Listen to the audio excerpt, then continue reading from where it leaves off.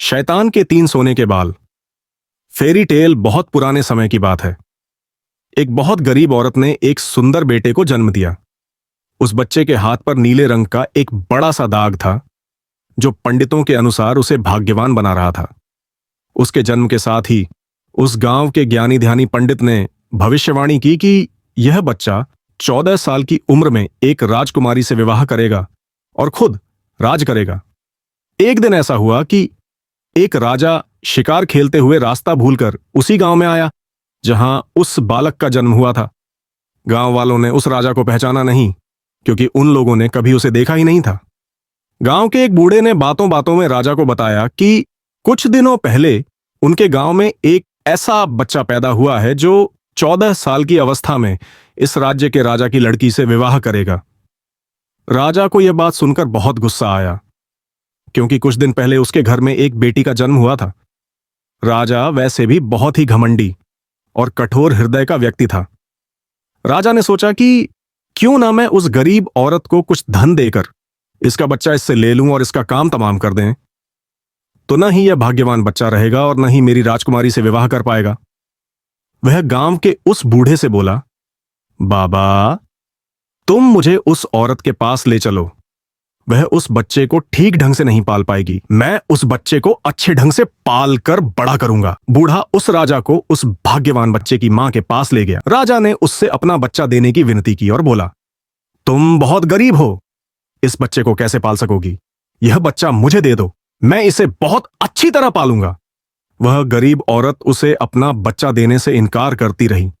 तब राजा ने उसे बहुत सा धन दिया और बोला, इस धन से तुम अपना पेट पालना, और जब यह तुम्हारा भाग्यवान बेटा बड़ा हो जाएगा तो खुद ही तुम्हारे पास आ जाएगा। बहुत सोच विचार के बाद उस गरीब औरत ने अपना बच्चा राजा को दे दिया।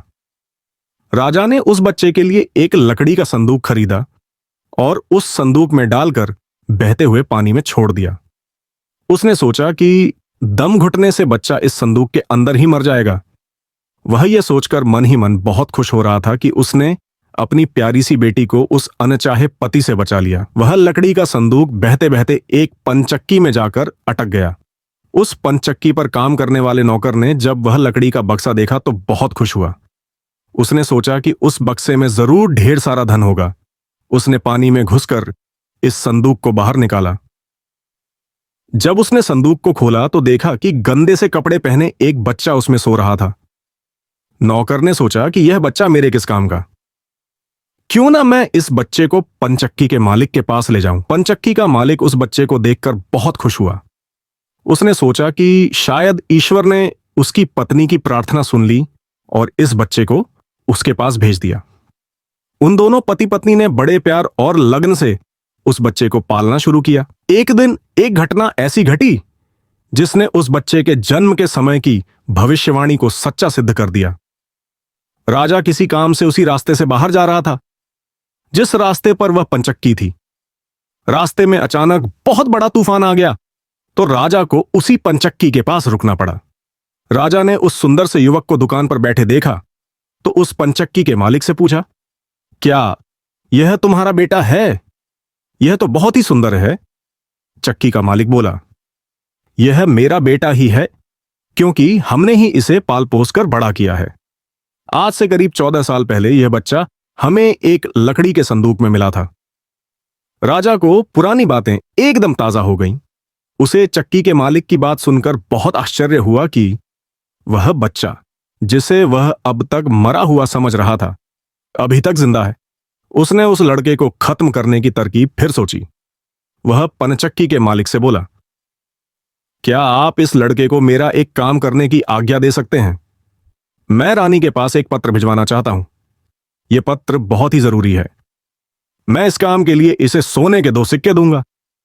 लड़के ने फौरन हां कर दी और चक्की का मालिक भी उसे भेजने के लिए तैयार हो गया।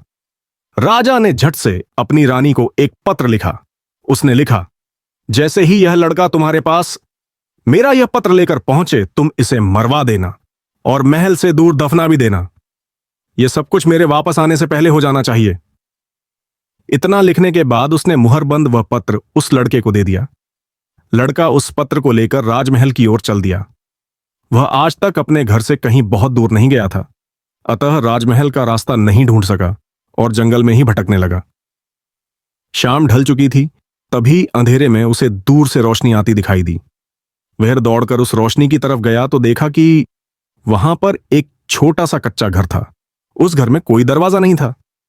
जब वह उस घर में घुसा तो उसने देखा कि एक बूढ़ी औरत आग जलाए बिल्कुल अकेली बैठी है।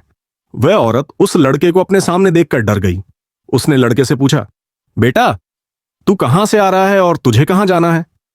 लड़के ने जवाब दिया, रानी मां को यह खत देने जा रहा हूं, पर मैं इस जंगल में अपना रास्ता भूल गया हूं, इसलिए मैं रात गुजारने के लिए यहां आ गया। उस बूढ़ी औरत को उस लड़के पर बहुत दया आई, क्योंकि वह डाकुओं के ठहरने की जगह थी और वह बूढ़ी औरत उन डाकुओं की नौकरानी थी। उसे डर था कि अगर डाकुओं ने उसे देख लिया तो उसे मार डालेंगे। लड़के को यह जानकर पहले तो कुछ डर लगा कि वह डाकुओं के घर में घुस गया है और दिन भर चलते रहने के कारण वह बहुत थक चुका था, सो उसे बहुत जोरों की नींद आ रही थी। वह उस बुढ़िया के कहने पर घर के एक कोने में चुपचाप जमीन पर सो गया। आधी रात के बाद जब डाकू उस घर में आए तो किसी और को अपने घर में सोता देखकर अपनी नौकरानी पर बहुत गुस्सा करने लगे। बूढ़ी नौकरानी ने उन्हें सारी बात बता दी और वह चिट्ठी भी डाकुओं के सरदार के हाथ पर रख दी, जो उस लड़के ने उसे दिखाई थी। राजा की मोहर देखकर उन डाकुओं को उस चिट्ठी पर कुछ शक हुआ। सरदार ने बड़ी सावधानी से उस चिट्ठी को खोलकर पढ़ा तो सोते हुए उस लड़के पर उसे बहुत तरस आया। उसने उस चिट्ठी को फाड़ दिया और एक दूसरी चिट्ठी उसमें रख दी। उस चिट्ठी में लिखा था, जैसे ही यह लड़का राजमहल में पहुंचे, तुम इस लड़के से अपनी राजकुमारी का विवाह कर देना। यह काम मेरे वापस आने से पहले ही पूरा हो जाना चाहिए। यह खत उन्होंने उस लड़के के सामने रख दिया और सुबह होने से पहले ही डाकू वहां से चले गए। सुबह जब वह लड़का सोकर उठा तो उस बूढ़ी ने उसे कुछ जलपान कराया। फिर वह लड़का राजमहल की ओर चल पड़ा। राजमहल पहुंचकर उसने वह खत रानी मां तक पहुंचा दिया।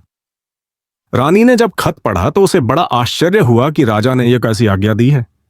एक अनजान लड़के से वह अपनी राजकुमारी का विवाह कर दे।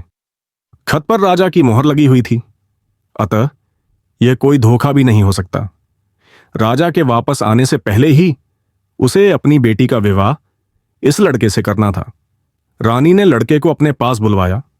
उसका भोला भाला और सुंदर चेहरा उसे बहुत पसंद आया और उसने अगले ही दिन उससे अपनी बेटी का विवाह कर दिया। लड़का राजकुमारी के साथ सुख से उस महल में ही रहने लगा। कुछ महीनों बाद राजा वापस अपने राजमहल में आया तो पर उसे जब यह पता लगा कि रानी ने राजकुमारी का विवाह उसी लड़के से करवा दिया है तो उसे बहुत गुस्सा आया। उसने अपनी पत्नी से वह खत मांगा। राजा ने उसमें उस लड़के से राजकुमारी के विवाह की बात लिखी देखकर हतप्रभ रह गया और उसे सच्चाई बताने की आज्ञा दी। लड़का बोला, हे राजन, मुझे कुछ नहीं पता कि इस खत में आपने क्या लिखा था, क्योंकि मैं तो इसे ऐसा ही लेकर आ गया। हां, जंगल में मैंने एक पुराने घर में रात जरूर गुजारी थी, क्योंकि मैं राजमहल का रास्ता नहीं ढूंढ पाया था और जंगल में भटक गया था।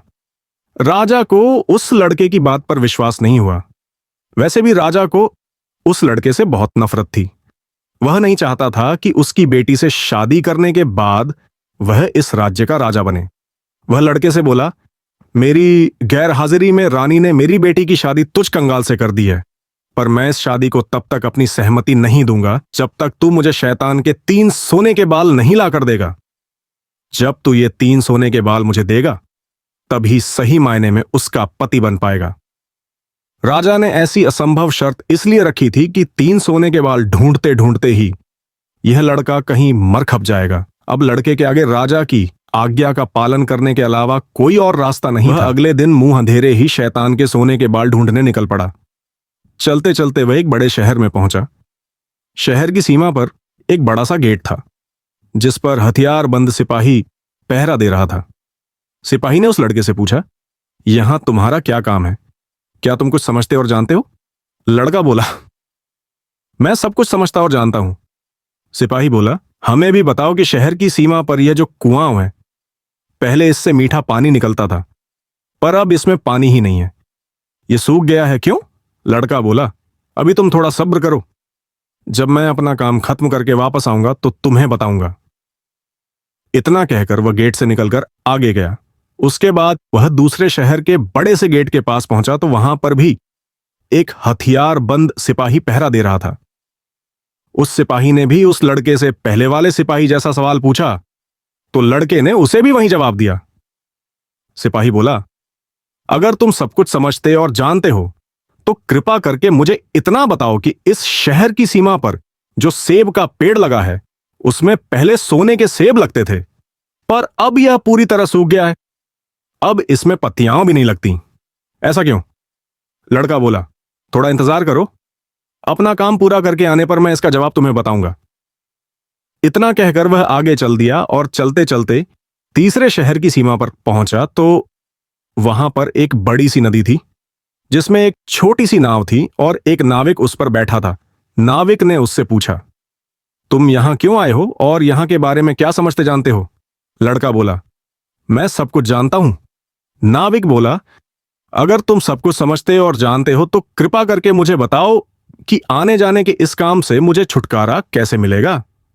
लड़का बोला, इस सवाल का जवाब मेरे वापस आने पर तुम्हें जरूर मिलेगा, पर पहले तुम मुझे नदी पार करवाओ। नाविक ने उसे अपनी नाव पर बैठाकर दूसरे किनारे पर छोड़ दिया। जैसे ही वह नदी के दूसरे किनारे पर गया, उसे वहां नीचे की ओर जाने वाला कच्चा और अंधेरा सा रास्ता दिखाई दिया। वह उसी रास्ते पर चल पड़ा। काफी नीचे पहुंचने पर उसे एक बूढ़ी औरत आंगन में बैठी हुई दिखाई पड़ी।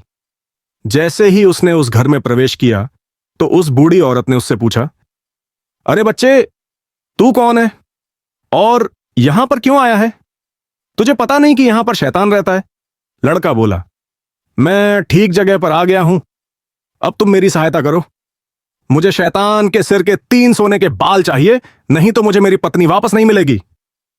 बूढ़ी औरत बोली, बेटा, यह तो तेरी बहुत बड़ी मांग है, इसे पूरा करना इतना आसान नहीं है। जब राक्षस घर वापस आकर तुझे यहां देखेगा तो कच्चा ही चबा जाएगा, इसीलिए मुझे ही तेरी रक्षा करनी पड़ेगी। उस बूढ़ी औरत को लड़के पर तरस आ गया। उसने छींटा बनाकर उसे अपनी स्कर्ट की चुन्नटों में छुपा लिया। लड़का बोला, बूढ़ी मां, मुझे आपसे 3 सवालों के जवाब भी पूछने हैं। पहला सवाल है, एक कुआं जिसमें से पहले शरबत की तरह मीठा पानी निकलता था, आजकल क्यों सूख गया है? दूसरा सवाल है कि एक सेब का पेड़ जिस पर पहले सोने के सेब लगते थे, अब उस पर पत्ते भी नहीं लगते, वह पेड़ क्यों सूख गया है? तीसरा सवाल है कि एक नाविक को क्यों हमेशा इधर से उधर जाना पड़ता है, उसे इससे छुटकारा क्यों नहीं मिलता? बूढ़ी धाय मां बोली, ये तीनों बड़े कठिन सवाल हैं। इन सवालों के जवाब भी हमें राक्षस से ही मिल सकते हैं। मैं तेरे लिए यह कोशिश भी जरूर करूंगी, पर अब तू चुपचाप छुप जा, नहीं तो जिंदा नहीं बच सकता। शाम को राक्षस घर पहुंचा। अंदर घुसते ही उसने शोर मचाना शुरू कर दिया। मुझे अपने घर में किसी मनुष्य की गंध आ रही है, आज जरूर कुछ गड़बड़ है। यहां कौन आदमी आया था? इतना कहकर उसने पूरे घर में झांक कर देखा, पर उसे कोई भी मनुष्य नहीं मिला। उसकी धाय मां उस पर गुस्सा करने लगी और बोली, अभी कुछ देर पहले ही तो मैंने पूरा घर साफ किया है, मुझे तो यहां कोई मनुष्य नहीं दिखाई दिया। लगता है तेरी नाक में ही मानस गंध घुस गई है। चुपचाप आराम से बैठ और भोजन कर। राक्षस को जब कोई मनुष्य नहीं मिला तो उसे अपनी धाय मां की बात पर विश्वास करना पड़ा। वह चुपचाप खाना खाकर वहीं जमीन पर बिछी हुई बड़ी सी चटाई पर लेट गया। लेटते ही उसे नींद आ गई। उसकी धाय मां भी आज उसके पास बिछी दूसरी चटाई पर लेट गई, क्योंकि आज उसे उस राक्षस के बालों से उसके सोने का एक बाल तोड़ने थे। जब राक्षस नींद में जोर जोर से खरटी लेने लगा तो धाय मां ने उसके सिर से सोने का एक बाल उखाड़ लिया। राक्षस दर्द से कराह उठा। ओ मां, तू यह क्या कर रही है? मेरे बाल क्यों खींच रही है? धाय मां बोली, बेटा, मैंने अभी भयंकर सपना देखा तो डर के मारे तेरे बाल पकड़ लिए। राक्षस बोला, ऐसा कौन सा सपना था जिससे तू इतना डर गई? बूढ़ी धाय मां बोली, मैंने सपने में देखा कि बाजार वाला कुआं जिससे शरबत निकलता था अब सूखा पड़ा है, इसमें किसका कसूर है? राक्षस बोला, इसे सिवाय मेरे कोई नहीं जानता। उस कुएं के नीचे एक बड़ा सा पत्थर है और उसी पत्थर के नीचे एक बड़ा सा मेढक रहता है। अगर उस बड़े से मेढक को मार दिया जाए तो उस कुएं से फिर से शरबत निकलना शुरू हो जाएगा। इतना कहकर राक्षस फिर जोर जोर से खरटी भरने लगा। धाई मां को जब विश्वास हो गया कि राक्षस पूरी तरह से सो गया है तो उसने उसके सिर से सोने का दूसरा बाल उखाड़ लिया। राक्षस फिर जोर से चीखा, ओ मां, ये तू क्या कर रही है? धाई मां बोली, बेटा बुरा मत मान, मैंने फिर से एक अजीब सा सपना देखा था, तभी डर के मारे तेरे बाल मेरे हाथ में आ गए। राक्षस ने पूछा, ऐसा कैसा सपना था जिससे तू इतना डर गई थी? बूढ़ी मां बोली, मैंने सपने में देखा कि उस राज की सीमा पर जो सेब का एक पेड़ है, जिस पर पहले सोने के सेब लगते थे, अब सूख गया है। इसके सूखने का क्या कारण है? राक्षस बोला, इस पेड़ की जड़ में एक चूहा रहता है जो इसकी जड़ों को काटता रहता है। अगर उस चूहे को मार दिया जाए तो वह पेड़ फिर से सोने के सेब देने लगेगा।